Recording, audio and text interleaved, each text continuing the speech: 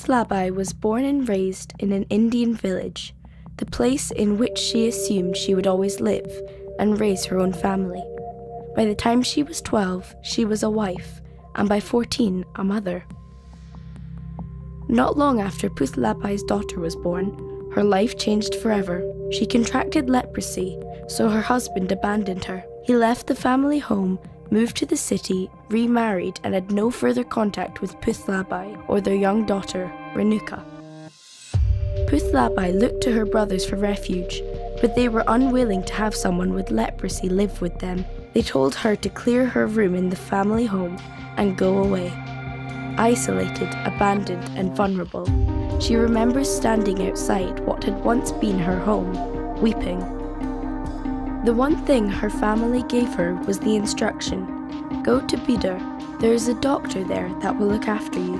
Putlabhai and 3-year-old Renuka met Dr and Mrs Salins at Velemegna, who welcomed them in and provided for them.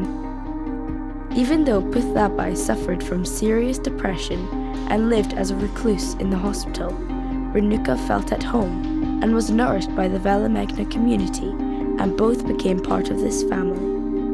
"The hospital became my world," recalls Putlabhai.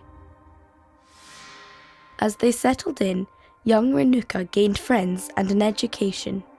She was unable to gain access to medical school, but is trained as a nurse and now works at Velemegna, investing in the services of the mission hospital which had once been her childhood haven. Putlabhai over the years has slowly recovered from the dark place she was in, and as she watched Renuka grow into an educated, independent young woman, this has helped her find hope and renewal. A generous gift years ago enabled Renuka to afford to get married and celebrate with a joyful and wonderful wedding. Her husband, Guru Das, says he was warned that it would be a problem to marry the daughter of a leprosy patient. He was not dissuaded, however, saying, "What God gives us, this we will deal with."